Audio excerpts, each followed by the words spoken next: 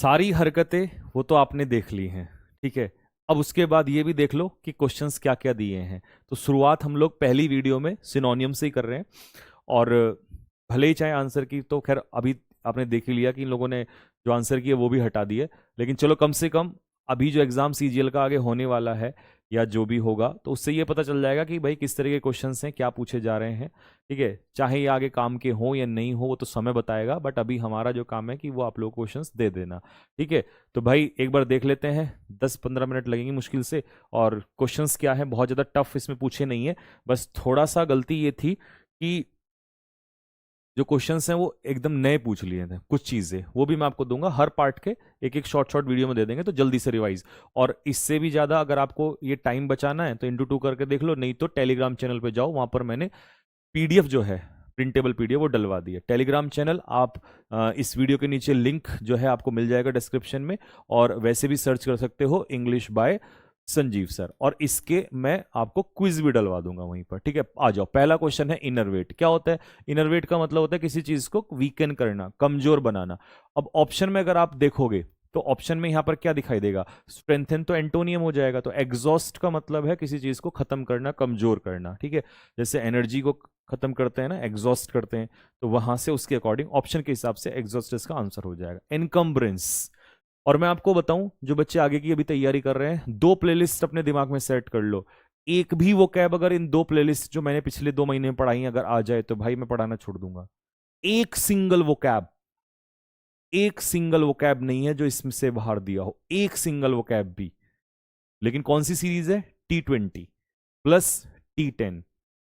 इतना वो कैब आपको डेप्थ में कराया है, सारे क्वेश्चन मेरे भाई वही हैं।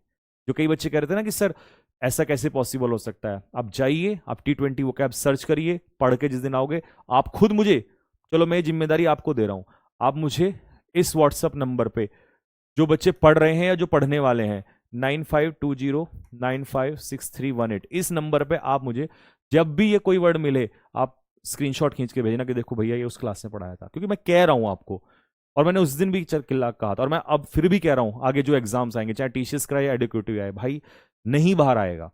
इस तरीके से वो कैब आपको करवाया हुआ है। ठीक है, इनकम्बरेंस का मतलब होता है हिंड्रेंस, हिंड्रेंस का मतलब होता है रुकावट। ठीक है, ऑब्स्टिकल आंसर हो जाएगा। रेकलेस क्या होता है? रेकलेस बंदा होता है केयरलेस, और केयरलेस के हिसाब से क्या हो जाएगा? रैश, रैश, क्योंकि बाकी सारे प्रूडेंट, कॉशियस, केयरफुल, ये तीनों एक ही मीनिंग रख रहे हैं वहां पर। ठीक है, सतर्क, सावधान। डिलीजेंट बंदा कैसा होता है? डिलीजेंट बंदा होता है हार्ड वर्किंग, मेहनती। इंडोलेंट, आलसी, आपको पता ही है। इडल, अनऑक्यूपाइड, जिसके पास कोई कामकाज ना हो। एग्जिस्परेट करना मतलब एग्रेवेशन, मैंने आपको पढ़ाया है, the situation of Manipur is exasperating, नहीं सॉरी, वो एक्सेसरबेट होता है। तो एग्जिस्परेट का मतलब होता है इरिटेट करना, किसी को परेशान करना, एनॉय करना, नाराज करना। वो एक जैसा है तो वहां चला गया माइंड, चलो वो भी बता देता हूँ। एक्सेसरबेट होता है वो एग्रेवेशन, स्थिति को बद से बदतर करना। एग्जाम्पल दिया था that the situation of Manipur is aggravating day by day, बद से बदतर होती जा रही है। ठीक है, नेक्स्ट अगला क्वेश्चन। विजिलेंट का मतलब होता है केयरफुल, सतर्क, तो ऑप्शन हो जाएगा आपका दैट इज अलर्ट। अगला क्वेश्चन देखो, पिनेकल। क्या होता है भाई पिनेकल? पिनेकल होता है पीक, जिसको हम कहते हैं जेनिथ, एक्मे, चोटी। कैकोफोनी मैंने आपको बताया था, कैको से याद करो, कैको कैको आवाज आती है तो बहुत ही अस्त व्यस्त वाली आवाज आती है, मतलब अनप्लीजेंट साउंड कह सकते हो, that is Discord. Discord disagreement भी होता है, असहमति बिटवीन द टू पार्टीज, क्योंकि अकॉर्ड होता है सहमति, डिस्कॉर्ड होता है असहमति। ठीक है, और हार्मनी इसका एंटोनियम है, क्योंकि हार्मनी जो होता है वो सहमति होता है और पीस भी होता है। ठीक है, तो ये अलग हो जाएगा। अगला क्वेश्चन है डेटरेट, आ गया। वर्सन, बद से बदतर होना, स्थिति का बद से बदतर होना, द सिचुएशन इज डेटरेटिंग। ठीक है, हालत और खराब हो जाना। एब्स्ट्रूज, डिफिकल्ट टू अंडरस्टैंड, कोई ऐसी चीज जिसको समझना बहुत कठिन हो जाए, दैट इज कॉल्ड एब्स्ट्रूज। ठीक है, नेक्स्ट एबेट। एबेट का मतलब होता है, अब मैंने 50 बार ये वर्ड आपको करवाए थे, लेसन, पेसिफाई, मॉलिफाई, क्वेंच, मिटिगेट, ठीक है, एलिवेट, ये सारे वर्ड करवाए हुए हैं। अब ऑप्शन में यहां कंफ्यूज थे कई सारे बच्चे, तो देखो ईमानदार का दूर दूर तक सेंस नहीं है, बेईमान, इविल, बुराई सेंस नहीं है। इंक्रीज तो एंटोनियम हो जाएगा, तो ऐसे भी कभी कभी फंसो तो लगा देना मॉडरेट। मॉडरेट यहां पर वर्ब के रूप में, मॉडरेशन मतलब किसी चीज को कम करना। ठीक है, लेसन में आ जाएगा। लोथ मतलब हेट, डिटेस्ट, है ना, नफरत करना किसी चीज से। कॉन्ड्रम होती है पहेली, और पहेली होती है पजल, और पजल होती है रिडल, और रिडल होती है एनिग्मा। इन सब के मतलब जो है आपको करा रखे हैं मैंने। आप ढूंढिए वो प्लेलिस्ट को, कहो तो टेलीग्राम इसमें कमेंट कर देना इस वीडियो के नीचे कि हाँ भैया आप शेयर कर दो। मैं दोनों, क्योंकि न्यू स्टूडेंट जो देखेंगे उनको मैं बता दूं, आपको सर्च की भी जरूरत नहीं है, मैं दोनों प्लेलिस्ट जो है, वैसे तो सर्च मारोगे T20 और T10 के नाम से वही है, क्योंकि मैंने ये नाम रखे हैं, तो ये और कुछ मिलेगा नहीं आपको T20 T10 सीरीज के नाम से, ठीक है। तो प्रॉब्लम होता है, कॉन्यूंडरम होता है, रिडल होता है, पहेली होता है, ठीक है। ट्रिम्प आपको पता ही है, विक्ट्री होता है, जीत होता है। नेक्स्ट डेफर, मैंने आपको पढ़ाया था डिफर और डेफर में क्या डिफरेंस है। डिफर होता है अलग अलग करना, डेफर होता है किसी चीज को पोस्टपोन कर देना, एडजर्न कर देना, डिले कर देना किसी चीज को। और जुवेनाइल हरकतें कैसी होती है, एल्डर और ग्रोन अप तो हो गए, नहीं तो बच्चे बड़े हो गए आपके, तो चाइल्डिश। जुवेनाइल जेल से याद करवाया था आप लोगों को, ठीक है, तो बचकानी हरकतें कह सकते हो, यंग, इमेच्योर। एलाक्रिटी आपको बताया है फुर्तीलापन होता है, एजिलिटी, एजिलिटी इसको आप किससे भी बताया था मैंने, स्विफ्टनेस से, क्योंकि स्विफ्ट गाड़ी बताया था, स्विफ्ट से याद कर लो, स्विफ्ट गाड़ी तेज चलती है तो स्विफ्टनेस वहीं से बन जाएगा, फुर्तीलापन, तेजी। एलाक्रिटी, निम्बल, है ना, बहुत सारे वर्ड आपको बताए हैं, निम्बल है ना, एजाइल, फुर्तीलापन। नेक्स्ट अगला समन। अब समन होता है कोर्ट का आदेश, किसी को बुलावा भेजना, तो ऑप्शन के हिसाब से कॉल हो जाएगा, यहाँ सेंड नहीं, सेंड तो भेजना हो जाएगा, इसमें समन में बुलावा होता है, ठीक है, तो कॉल इसका आंसर हो जाएगा। डेफ्ट का मतलब होता है स्किलफुल, एक स्किलिंग नहीं है, ये स्पेलिंग मिस्टेक हो गई है, तो मैं आपको बता दूं पेपर में जो उसने दिया है वो स्किलफुल दिया है, ठीक है, तो यही इसका उत्तर होगा। क्लमजी और ऑकवर्ड एक ही चीज होती है, भद्दा, अगली है, भद्दा, अगली। देखने में क्लमजी सा लग रहा है, बड़ा अजीब सा लग रहा है, वियर्ड लग रहा है।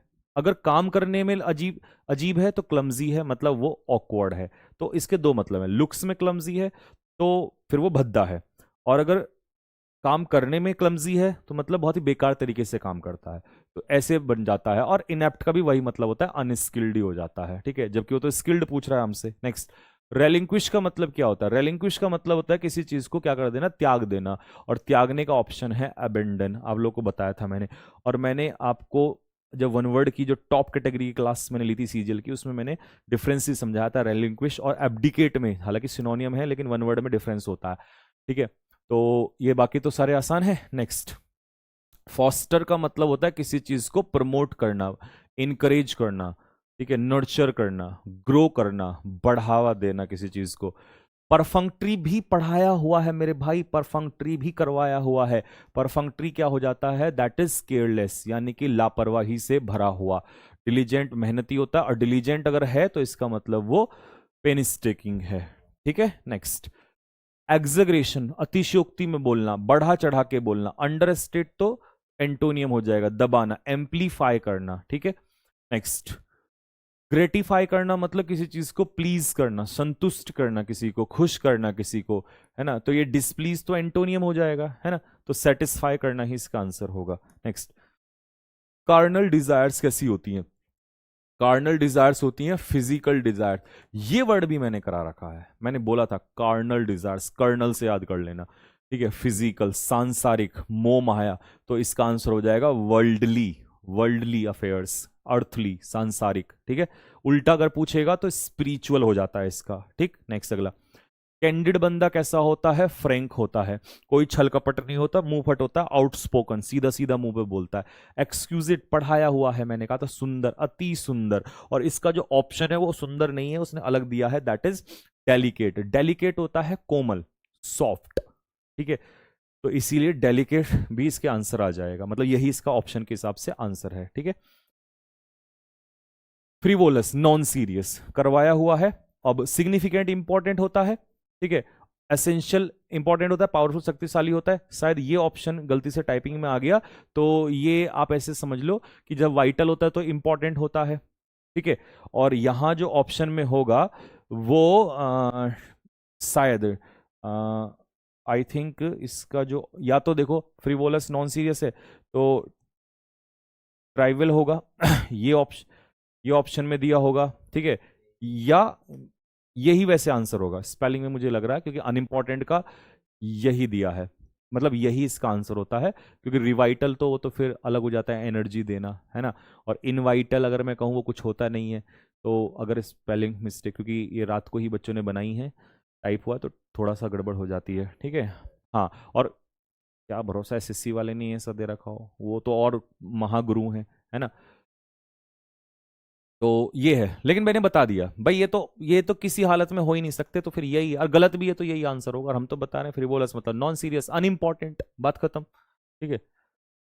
टेसिटर्न का मतलब होता है शांत, कम बोलने वाला, रिजर्व्ड इसका आंसर हो जाएगा। ठीक है, नेक्स्ट। रिकॉल्सिट्रेंट, वन वर्ड में भी कराया मैंने ये आपको, रिकॉल्सिट्रेंट मतलब जो अपनी बात पर अड़ जाता है। डिसओबीडियंट, सबमिसिव ओबीडियंट होता है, तो ये तो एंटोनियम हो जाएगा, ये पॉसिबल ही नहीं है। नेक्स्ट अगला, इंसोलेंट, ये भी डिसरेस्पेक्टफुल होता है, याद करो ट्रिपल आई बताया था, इंसोलेंट, इम्प्यूडेंट और इम्पर्टिनेंट, और मैंने कहा था कि ये ट्रिपल आई में से एक आई वाला आता है, इम्पर्टिनेंट, इंसोलेंट, इम्प्यूडेंट, तीनों का मतलब होता है डिसरिस्पेक्टफुल। ठीक है, और ये तीनों का एक ही मतलब है, कर्टियस, पोलाइट, जेंटल, सज्जन। ठीक है, obedient. Amiable relation, friendly relations, तो ऑब्वियस सी बात है, हॉस्टाइल तो अपोजिट में चला जाएगा, दुश्मन हो जाएगा। एसोटेरिक, ठीक, अच्छा वर्ड है, और इसको भी मैंने पढ़ा रखा है। एसोटेरिक मैंने बताया था, मिस्टीरियस, रहस्य से भरा हुआ, ऑकल्ट, गुप्त। ठीक है। यूबिक्विटस सबको पता है, इसको हम इमानेंट कहते हैं। इमानेंट का मतलब होता है ओमनी प्रेजेंट, प्रेजेंट एवरीवेयर। आप मुझे कमेंट बॉक्स में एमिनेंट बता दीजिए और इमिनेंट बता दीजिए, इन दोनों का मतलब आप मुझे कमेंट बॉक्स में जरूर बताएंगे क्या होता है। ठीक है, अगला, फीबल बंदा कैसा होता है, वीक होता है। अब ये तीनों एक ही वर्ड है, sturdy, strong and robust, odd one से भी कर सकते हो आप। ठीक है, तो कमजोर, और वो तीनों होते हैं मजबूत, स्ट्रॉन्ग। क्रॉनिक डिजीज कैसी होती है, जो लंबी चलती है, लॉन्ग लास्टिंग होती है, परसिस्टेंट होती है। ठीक है, ओकेजनल तो कभी कभी हो जाएगा। ठीक है, तो 35 वर्ड्स ही आई थिंक थे, और अगर एक दो वर्ड ऐसा होगा जो नहीं होगा तो वो आ जाएगा। वैसे तो यही थे, मतलब मुश्किल से एक दो निकला होगा।